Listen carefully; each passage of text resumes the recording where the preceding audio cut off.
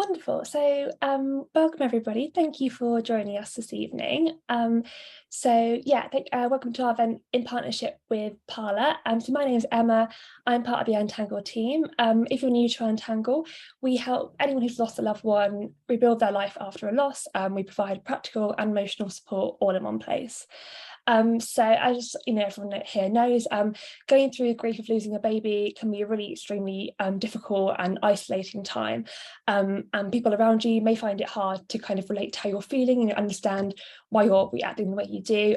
So in this free session, we'll hear from Lina, who's the founder of Parla, and Julia, who's a therapist that works with Parla and author of a book, The Brink of Being, talking about miscarriage.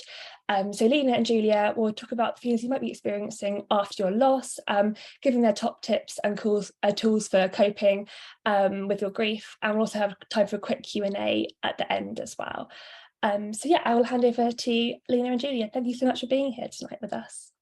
Thank you so much, Emma. Thank you very much. It's a real pleasure to be here, and I'm very excited to be invited to be part of this collaboration with you. I love what you do, and it's a real honor to be able to kind of tap in a little bit with the support that we do provide for women who have experienced loss.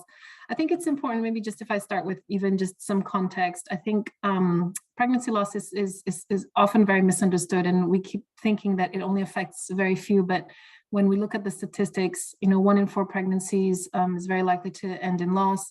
And when we surveyed a lot of women, more than 80% of them said that they needed emotional support, and it was very hard for them to find that support. So both Julia and I have personally experienced loss, and we kind of very much understand how it can be very isolating, and we are here to help bridge that a little bit with some empathy, having us gone through it, but then also Julia has some really great tips that she'll share.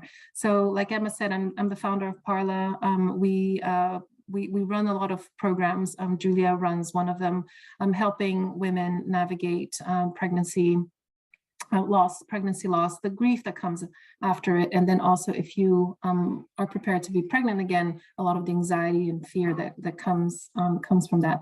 So I'll let Julia introduce herself, and then what I was going to do is we've received a number of questions, so I was going to then kind of tick through those questions. I've kind of grouped them in a couple of themes, and we'll go in, but to the extent that you have any questions, please do pop in on the Q&A, and we'll address them as we go. So over to you, Julia, if you could share a little bit about your background. Yeah, sure. Thank you, Lina. And likewise, thank you so much for joining with us on Tangle. It's a great initiative that you set up there, and it's really exciting to join with you. And as Lina says, I am a psychotherapist. I've been working for best part of a couple of decades, working a lot with women and couples who have struggled with their fertility or pregnancy loss. And I think it's fair to say, like Lina, behind the initiative of Parla was sort of led by personal experience. And certainly my first pregnancy, which was over 20 years ago, which ended in a late miscarriage, definitely kind of inspired me in the direction that I am in now, from therapy, from something very different before. So I as well as kind of working clinically in my consulting room, I've also been a trustee of the Miscarriage Association and done some support work for them, and been sort of, now my links are strong with them, although I'm not doing any kind of formal work with them. So I have sort of worked in the field in different ways for a while, and currently do a little bit of, I'm digressing now, but lay examining of obstetricians and gynecologists around their communication skills, because one thing that I have learned a lot through my work is great room for improvement in the care of women in the sort of medical paradigm, and that's not only sort of the culture out there woefully misunderstands the experience of pregnancy loss, but that happens a lot in the healthcare professions. So I'm quite keen to do my bit there.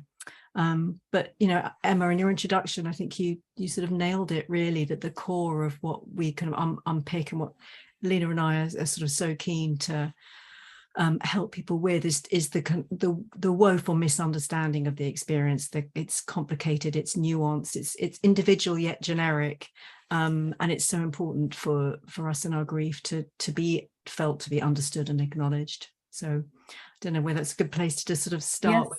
Yes. Well, I think one question that does come up a lot in our community, and the questions that we've gotten, is that and I was wondering if you could explain a little bit about your views on why the grief that we experience after pregnancy loss is different, and why a lot of women have that wrapped very much with kind of their feeling of self-worth.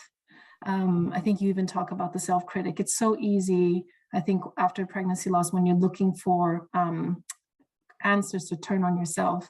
Can you explain that a little bit on how that typically manifests after loss? Yeah, maybe just taking the first bit first, which is why is this grief so misunderstood?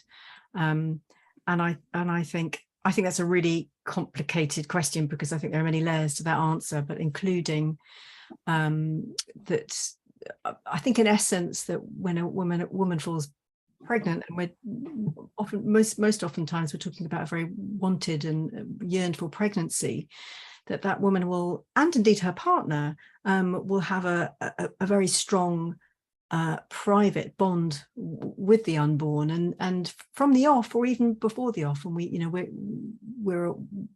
and I'm also aware, we're both aware that many people who are trying to conceive are aware that the kind of baby in mind, that baby that you want, resides in your mind maybe way before the conception. It might even be years and years or months of trying.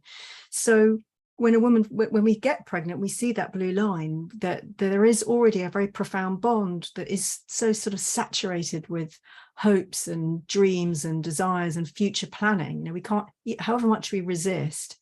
And I talk to a lot of women who are very frightened about their pregnancy because they've had lots of losses, but it doesn't stop our minds kind of rushing forward and thinking about, which room will be the nursery, or what colour you're going to paint the house next if there's going to be a baby on the way, or when my maternity leave is going to kick in, when do I tell my boss?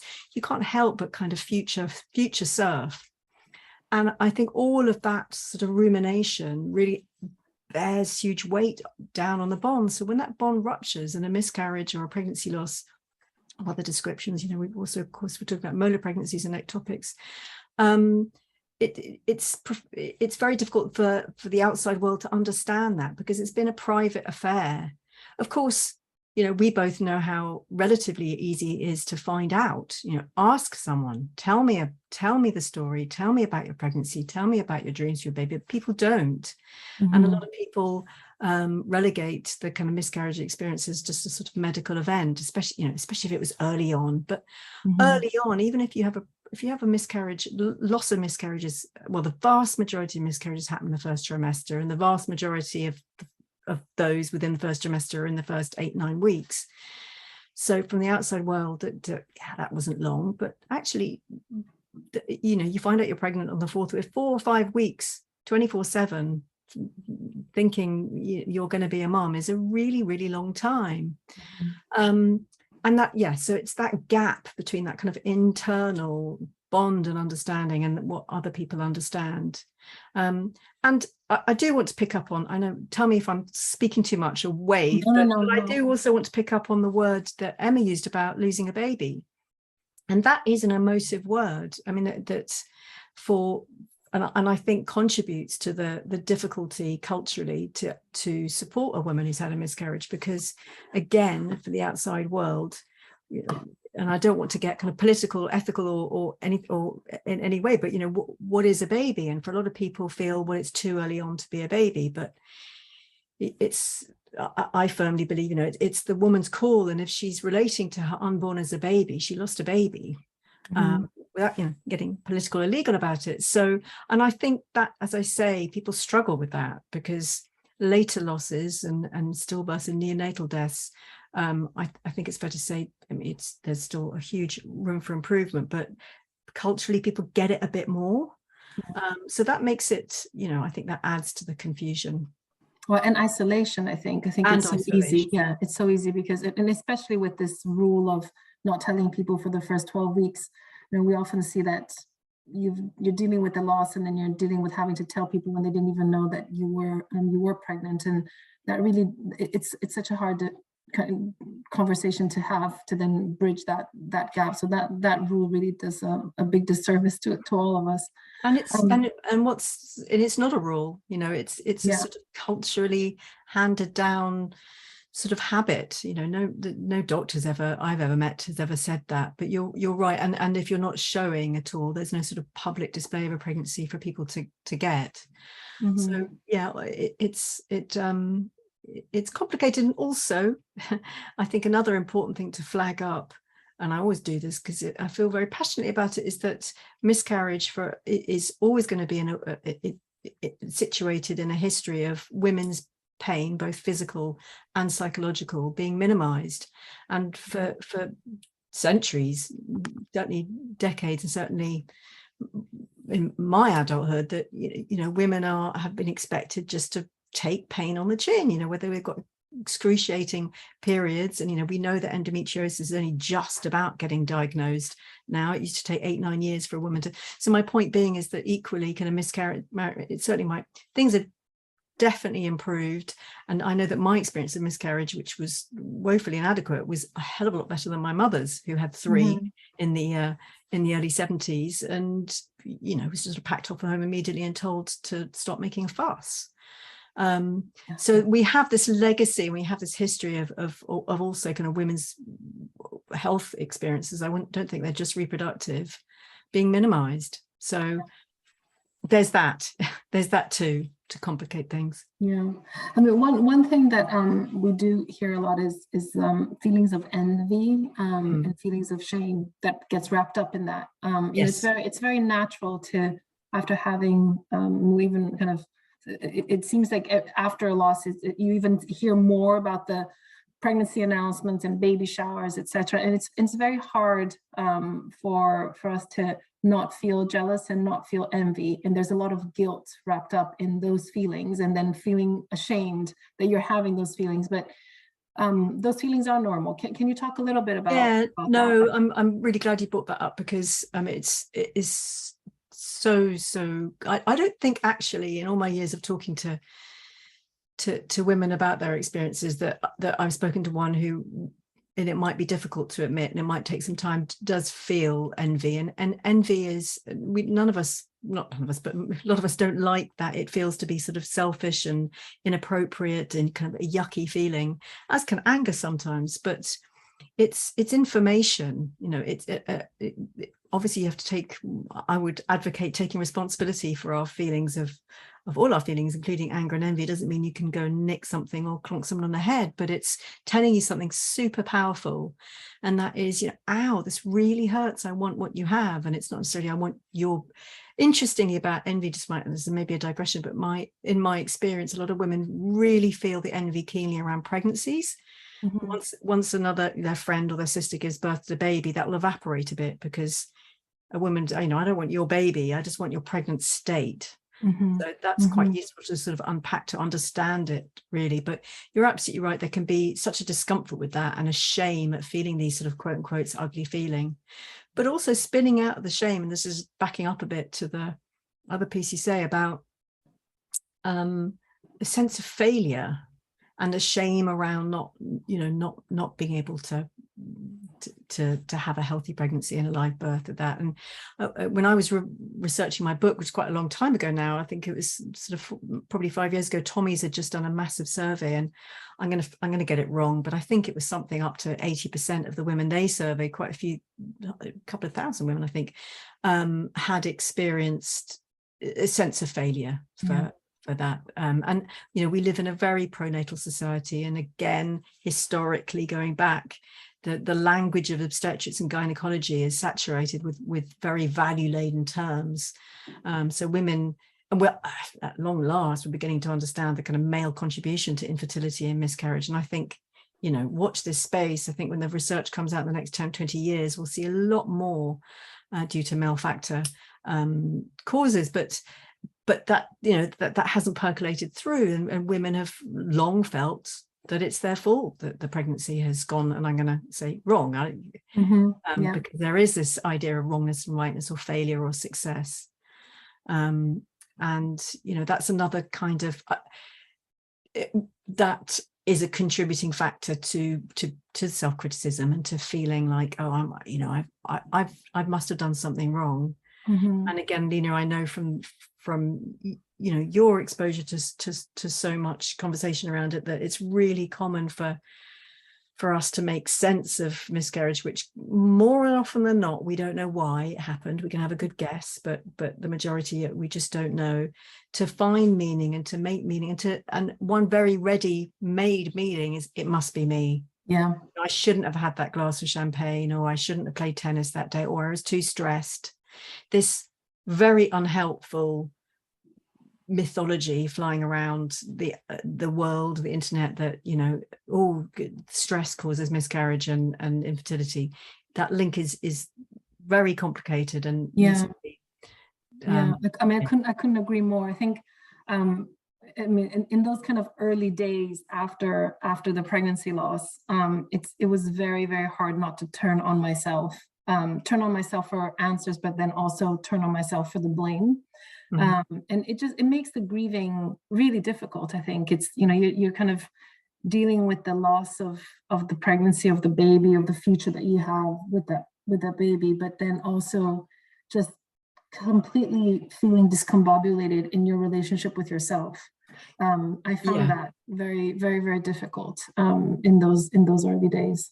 Well, it's so corrosive, isn't it, in any grief? And Emma, you're at the helm of an organization supporting grief of all nature, and it's very common for us to in grief to turn to ourselves. As you say, it's corrosive. And I think in terms of sort of, we're not moving on to kind of tips, there's something really, really valuable at going easy on yourself. And actually, I'm just thinking, anecdotally, little things sort of stick in your head, that the women who've said to me the most helpful thing the doctor said to me that has just been so helpful is to be looked, for a doctor to look at someone in the eye and just say, this is not your fault.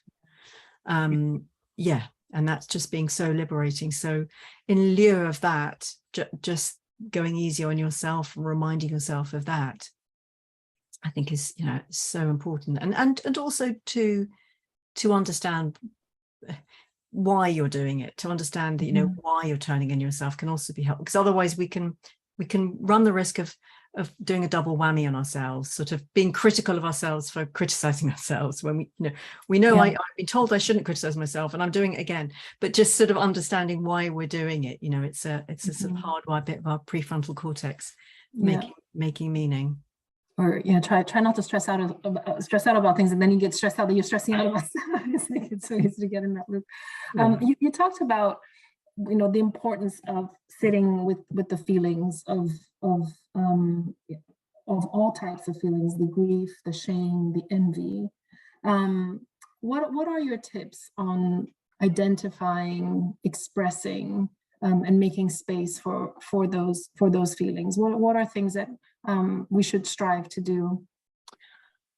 I think the answer is in the question, in that it's absolutely essential, and this is something I come up against a lot, to give yourself permission, to give yourself the space and time to feel your feels, to let them be and let them come up, because again, in my experience, there quite often is a range of feelings. It's not a simple path, it's not linear, and nor does it track exactly as, if you had a friend who had a miscarriage, or that we do tend to cycle through, exactly as you say, a kind of a sadness and a yearning, and maybe an anger and a bitterness, and then hope and despair. And sometimes that can even happen in the space of an hour or a morning or a day or a week. And giving yourself time, it's not unusual. For example, I work with plenty of women after their first miscarriage, who I will support them be signed off work for 6 weeks, and then have a phased return back to work. It's a potentially, not for everybody, but potentially a really significant loss. So actually giving yourself that permission, and sometimes in my consulting room, that's what the work's about, is actually me doing a kind of PR job and persuading someone, look, really, you have to give yourself this. It's okay, because going back to where we started, I don't think our culture kind of gives us that permission. It's not recognized as in the literature, in the bereavement literature, it's and I agree with this term, it's a disenfranchised grief, not a, it's not the pecking order of griefs, it's not up there where it should be. So without that kind of cultural endorsement of, yeah, I'm allowed to grieve, we can get sort of stuck and paralyzed and a bit sort of almost, and also frightened. I've talked to a lot of people who've been really derailed, and this might be, if you're lucky, some people are lucky, and it might be that they've sailed through life, being blessed with no traumas happening to them, and then in their mid-30s this happens, and it can be completely blindsiding. Wow. And I mean, this is a digression, but it's interesting. I've been talking to a lot of people since the Queen died, and they're ambushed by feelings that they just didn't know that. And I'm not going to digress, but grief tends to piggyback onto grief. So similarly, it can so giving yourself permission is absolutely kind of crucial, and having that conversation with your boss if you can, if you want to go public with it, if you want to speak about it, but really thinking long and hard about, don't suck this one up. This isn't like when you had period pain at school and the nurse said, here, have a Nurofen and get back to geography. Just treat yourself with the kind of respect and compassion that you really do deserve. Something big has happened. Well, and I think also often people might just say, "Oh, just try to get pregnant again," right? And not giving yourself enough space to actually grieve the experience that you've just had. It's not as, and I think that's another one of these misunderstood reactions to pregnancy loss and baby loss. Because pregnancy loss can actually be so isolating, very often we'll hear that you're processing that grief just with your partner or your immediate partner in that relationships. But more often than not, we see in that relationship that one person can be grieving and the other one kind of almost goes into a hyper productive mode in a way. And that sometimes can cause distance, because the person who lost the baby, who had the physical experience of losing the baby, might feel like their partner isn't grieving. You talk a little bit about how people can grieve differently. Can you talk a little bit about that? About if you are feeling like your partner's not grieving or grieving the same way as you, does that what does that mean, and how can we help bridge that communication? Well, I guess it might help to understand that we'd all grieve differently, and I talk about in the book, very kind of loosely, the research shows a sort of gender divide. Women are deemed intuitive grievers and men deemed instrumental grievers, and exactly right that.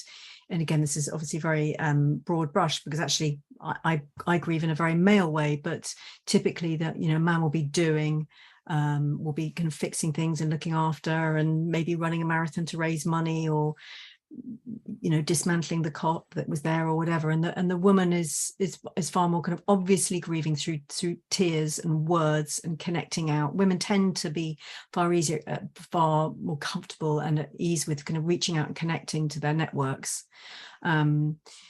This is a whole kind of other social piece, but men, I think, have been socialized to sort of dig deep and be strong, and these themes about, because men have been in the research, when they're interviewed, they feel it really keenly to support and comfort. So understanding that might be going on is worth remembering, and bridging the gap is to encourage a conversation, and I've witnessed it, and I've seen it with couples, that once one understands that, in particular the woman understands that, because he's up every morning 6 o'clock kind of training for a marathon, it's not because it's sort of having fun or wanting to get fit or doesn't care. That's just his way of coping with his own feelings of loss. So as soon as that sort of understanding is there, that can be enormously helpful rather than polarizing. Yeah. But as ever, it's communication is key. Relationships. Yeah. The other theme that has come up a lot in the questions that we've received is how do you trust your body again? We hear a lot of stories, particularly of women who in the process of losing their baby go through a very traumatic birth or experience, early or late, and it becomes very hard for them to trust their body again. So what are some of your tips on helping you trust yourself again and building that trust in yourself again? Gosh, big question with the last. But I suppose, you know, one thing that immediately leaps to mind is really thinking about some sort of body work, and yoga is something that comes immediately to mind because it is so popular and so easily to access now. It's not you know, the sort of weird practice it was when I was a teenager that, you know, my crazy aunt did, but it's the mainstream availability of it, or even it can be kind of Pilates or walking, or just doing something physical so that you can begin to, as you say, you know, trust your body as a functioning, successful thing that it is, but going gently with that, but again, just being really conscious of how much you have fled it, and how much you are avoiding it. But, you know, practices like that, I think, can be really helpful to kind of build that trust back up. And again, I think that the piece there is involved in, you know, backing up a bit, really understanding that it, you know, it's back to it's not your fault. You know, your body was doing fine. It was doing its, you know, it's no reflection on your body not functioning. So yeah, thanks for saying that. I know you have to dash at 7, and I can't believe the 30 minutes went by so fast. It has, like a yeah, we just scratched the surface. So I wanted to share with those who are here. Julia is doing a pregnancy, a grief after loss, and supporting women after going through loss. I'll pop it here in chat so you can learn a little bit more about this program that Julia and some other people are helping out on. And it's all about that. I think it's all about kind of fleshing out more of what we've spoken here, giving tips on acknowledging those feelings, sitting with those feelings, processing them, but then also kind of how do we kind of move through it and hopefully find strength at the end of it. So I pop it in here for anybody who wants to learn a little bit more about what Julia's doing. Thank you so much, Julia, for thank you so much for having me. It's really lovely to meet you all, and thanks, Emma, for hosting. And maybe I'll meet you again. But all the best. And sorry to have to run so quickly. Take care.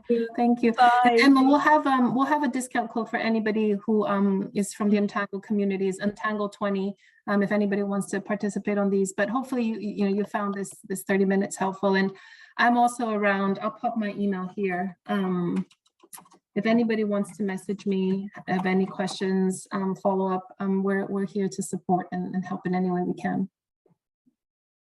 Wonderful. Thank you so much, Lina. That was, a really helpful session. For everyone who's come tonight, I will send around an email tomorrow just with these links again, so don't worry about copying them down right now. But yeah, thank you so much for coming. Thanks to everyone who joined us tonight. And yeah, thank you so much for your time again, Lina.